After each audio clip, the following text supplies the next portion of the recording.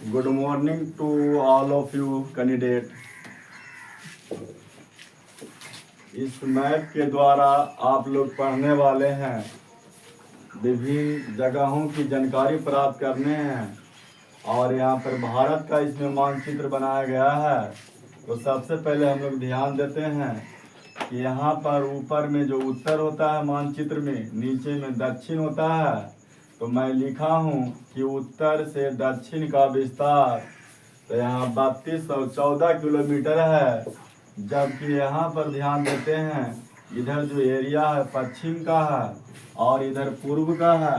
इसका जो विस्तार दिया है, पूर्व से पश्चिम का विस्तार 2933 किलोमीटर है। जबकि यहाँ पर ध्यान दीजिएगा, उत्तरी अक्षांश से उत्तरी अक्षांश की ओर किस प्रकार से यहाँ 8 डिग्री 4 मिनट से लेकर उत्तरी अक्षांश 37 डिग्री 6 मिनट आप लोग को दिया गया है। और यहाँ पर जो देख रहे हैं, आप लोग को शायद याद होगा कि यहाँ पर से किस प्रकार से राज्यों को जानकारी आप लोग को प्राप्त होगा। तो सबसे पहले मैं इधर आ जाता हूँ विषय वस्तु पे। तो यहाँ लिखा हुआ है कि भारत किस गोलार्ध में स्थित है। तो यहाँ पर आंसर चलेगा उत्तरी पूर्वी गोलार्ध में, उत्तरी पूर्वी गोलार्ध में स्थित है। तो यहाँ पर ध्यान दीजिएगा, यहाँ पर जो हम लोग का जो दिया गया है, अगला सवाल हम लोग चलते हैं। क्षेत्रफल के दृष्टिकोण से भारत का विश्व में कौन सा नंबर पर है या कौन सा स्थान पर है। तो आंसर आप लोग को दिख ही रहा होगा कि 7वां स्थान पर है। तो यहाँ पर मैं ध्यान देता हूँ कि 7वां स्थान पर तो है ये है, लेकिन पहला से लेकर 7वां तक सिस्टमेटिक ढंग से किस प्रकार से आप लोग को जानकारी होगी। तो यहाँ पर क्षेत्रफल में सबसे आगे जो है रूस है, प्रथम में रूस है, जबकि दूसरा में है कनाडा है और तीसरा देश का नाम है चीन है और चौथा देश का नाम है यूएसए। कहने का मतलब हुआ संयुक्त राज्य अमेरिका। और पांचवा जो आप लोग को दिख रहा ही होगा, तो दिखेगा कहाँ भी तो मैं बता रहा हूँ, पांचवा हो जाएगा आप लोग का ब्राजील, जबकि छठा में ऑस्ट्रेलिया है और 7वां में अपना देश भारत है। तो इस प्रकार से आप लोग को मैं लिख देता हूँ, आप लोग नोटबुक लेकर बैठिए और अपने कॉपी पर पेंसिलों के द्वारा, कलमों के द्वारा, विभिन्न रंगों के द्वारा दर्शाकर लिखने का कार्य कीजिएगा। तो मैं लिख देता हूँ कि क्षेत्रफल के दृष्टि से पहला जो है रूस है, दूसरा जो है कनाडा है, तीसरा जो है चीन है, चौथा जो है यूएसए संयुक्त राज्य अमेरिका है और पांचवा जो है ब्राजील है और छठा जो है ऑस्ट्रेलिया है और 7वां जो है आपका भारत। तो यहाँ पर 7 वो आप लोग को देशों का नाम अगर कोई पूछता है तो आप लोग इस प्रकार से भी बता सकते हैं। तो यहाँ पर आप लोग को नीचे जो सवाल है बहुत सुंदर सा सवाल है। हम लोग जब पढ़ते थे तो हम लोग को टीचर लोग अच्छे ढंग से नहीं पढ़ा पाते थे, नहीं बता पाते थे। आज हम खुद सेल्फ स्टडी करके ये सारे ज्ञान को मैंने अर्जन किया और विद्यार्थियों को लाभान्वित करने के लिए एक विशेष प्रकार के वीडियो बनाना चालू किया, ताकि ग्राम में जो छोटे छोटे विद्यार्थी हैं जिनके पढ़ने के लिए पैसा नहीं है, तो यूट्यूब के माध्यम से इस वीडियो को देखकर लाभान्वित होकर किसी न किसी प्रकार से वह अपने शिक्षा को अर्जन करेगा। इसलिए मैं वीडियो को बनाना मैं स्टार्ट किया हूँ, चालू किया हूँ। तो आप लोग इस प्रकार से वीडियो पर लाइक सब्सक्राइब करते रहें और जो भी विद्यार्थी है उसके पास भेजें, शेयर करें और कमेंट बॉक्स में ज़रूर लिखें, ताकि उसी से आप लोग को पता चलता है कि आपको मतलब कि किस चीज़ की ज़रूरत है ना। और उस मैं कमेंट को पढ़कर आप लोग को उस वीडियो को पढ़ाने का काम करूँगा यूट्यूब पर। तो यहाँ पर ध्यान दीजिएगा कि भारत के कर्क रेखा कितने राज्यों से होकर गुजरती है। तो आई बात कर्क रेखा को, तो हम लोग एक गोलार्ध रहता था, तो इसमें हम लोग को पढ़ने के लिए रहता था। इस प्रकार से रहता था कि देखिए यहाँ पर एक गोलार्ध है, गोलार्ध में जो यहाँ पर दर्शाया गया है, तो इसमें मूल बिंदु जो यहीं पर है, इसको बोलते हैं विषुवतीय अक्षांश बोला जाता है। और ऊपर में बोलता है कर्क रेखा और नीचे में रहता है मकर रेखा। बोलने की आवश्यकता नहीं है आप लोग को। 23.5 डिग्री, 23.5 डिग्री। तो यहाँ पर देखिएगा हम लोग ऐसे हम लोग को याद करने में बहुत गड़बड़ी होती थी, लेकिन हमने देखिए ये जो आप लोग को लगता है कि सोशल साइंस है, इसमें कहा जाता है कि ज्योग्राफी है ना। तो एक में कहावत एगो है कि हिस्ट्री ज्योग्राफी इतना है वफा कि रात को पढ़ेगा तो दिन को सफा। लेकिन ऐसा कोई बात नहीं है। मैं पढ़ाऊंगा तो रात पढ़ाऊंगा तो दिन को सफा नहीं होगा, कई वर्षों तक आप लोग को रहेगा। क्योंकि मैं जानकारी जब देता हूँ तो बढ़िया से निचोड़ जानकारी देता हूँ, ताकि विद्यार्थी को किसी प्रकार से कोई दिक्कत ना हो। समझने का चीज़ है, इसमें रटने की आवश्यकताएं नहीं है। समझिएगा तो हर चीज़ आपको बेहतर हो जाएगा। तो देखिएगा कि ऊपर में उड़ता है कौआ, आकाश से कौआ, आकाश से कर्क रेखा। तो कौआ उड़ेगा ऊपर में, नीचे में कभी कौआ नहीं होता, मारेगा ढेला भागा ऊपरे मार। तो यहाँ पर जो 23.5 डिग्री जो आप लोग को दिख रहा है, ये आपको कर्क रेखा है। और नीचे जो है मकर रेखा है ना। मकरा जब भी जाल लगाएगा, हम ऐसा ही याद करवाते हैं, मकरा जब भी जाल लगाता है तो कोठा के ऊपर नहीं लगाता है, कोठा के नीचे जाल लगाता है, छप्पर के नीचे जाल लगाता है। तो मकर रेखा जो 23.5 डिग्री पर स्थित है, जो नीचे स्थित है। और यहाँ पर ध्यान दीजिएगा, अब आगे मैं चलता हूँ। यहाँ पर क्वेश्चन एराइज किया गया है कि कर्क रेखा कितने राज्यों से होकर गुजरती है। तो आंसर आप लोग को दिख रहा होगा।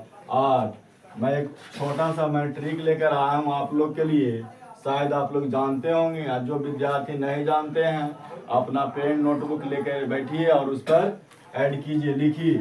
ट्रिक है मित्र पर गमछा झाड़। तो मैं लिख देता हूँ ट्रिक, आप लोग अपने कॉपी पर लिख लीजिए और इसको दर्शा दीजिए, आप लोग याद कर लीजिएगा। मित्र पर गमछा झाड़।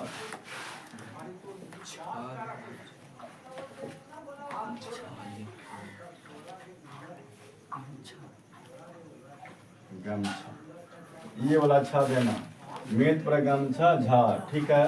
तो मी से हो गया, बोलना नहीं है, अपना काम कीजिए, लिखिए। मी से हो गया मिजोरम, ती से हो गया, त से हो गया त्रिपुरा, लिखना है, बोलना नहीं है। वा से हो गया पश्चिम बंगाल आपका हो गया। रा से हो गया राजस्थान, गा से हो गया गुजरात, मास हो गया मध्य प्रदेश, छास हो गया छत्तीसगढ़,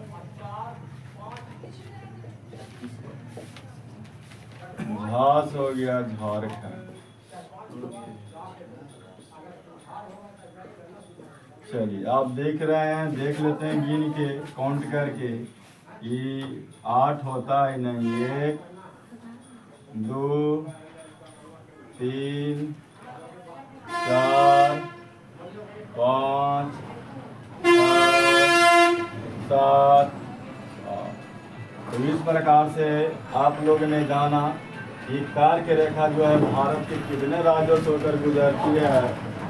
तो 8 राज्यों से होकर गुजरती है। कभी कभी परीक्षा में एराइज करता है कि कौन सा राज्य से नहीं गुजरती।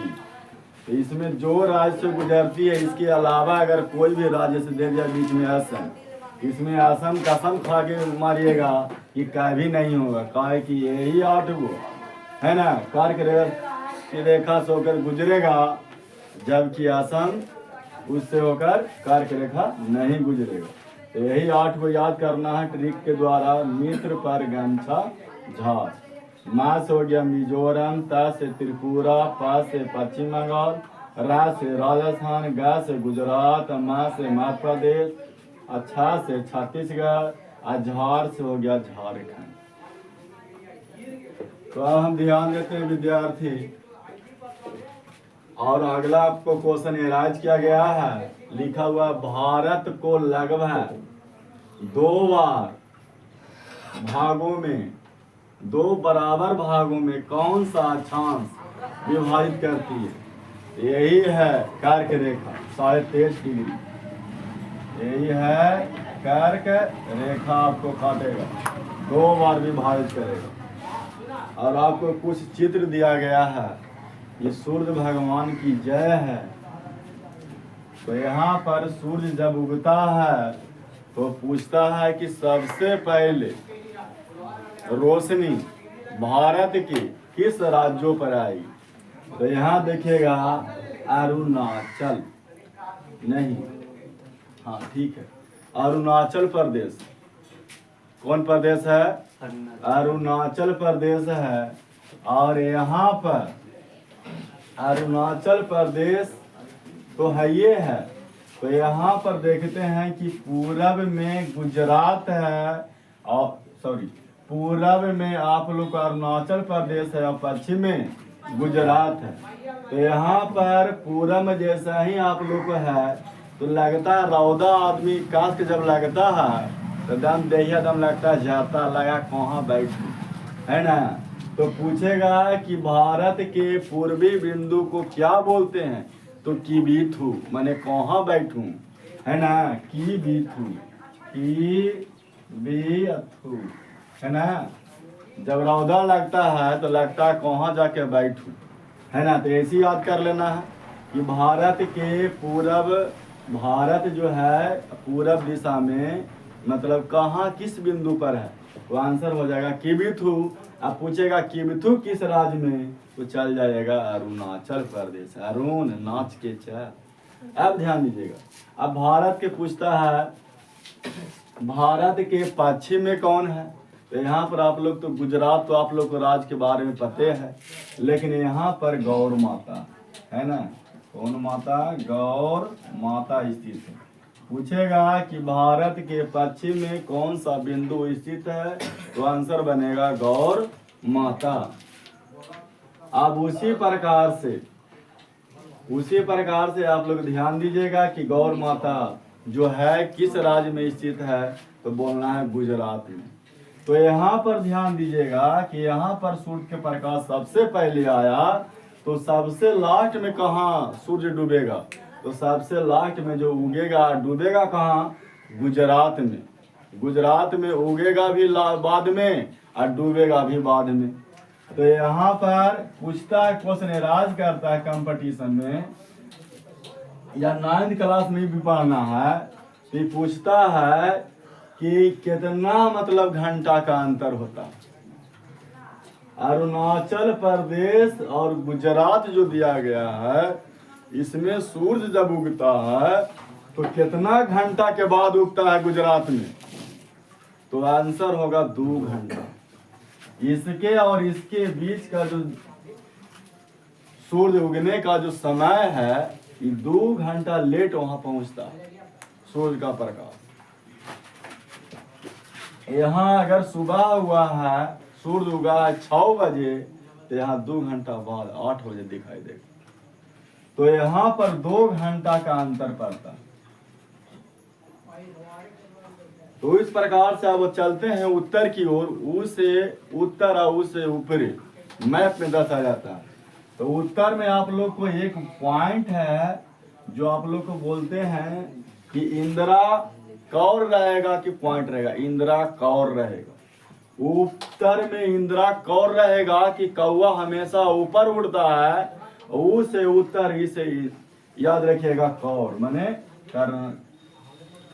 इंदिरा कौर याद करना, इंदिरा कौर या कौल भी बोल सकते हैं, इंदिरा कौर। अब नीचे में देखिएगा दक्षिण में जो है इंदिरा पॉइंट रहेगा, दक्षिण में जो रहेगा इंदिरा पॉइंट रहेगा। तो पूछता है भारत में क्वेश्चन कि भारत के उत्तर में कौन सा बिंदु पर स्थित है, तो इंदिरा कौर। पूछेगा दक्षिण में तो इंदिरा पॉइंट, पूर्व में पूछेगा तो कीबीथू, पश्चिम में पूछेगा तो गौर माता। तो इस प्रकार से विभिन्न प्रकार से बिंदुओं को आप लोग को दर्शाया गया। अब लास्ट है क्वेश्चन का, कह रहा है कि भारत मानक समय एवं ग्रीनविच मध्य समय में कितने घंटा का अंतर होता है। तो हम लोग को जानते हैं कि 5.5 घंटा का अंतर होता है।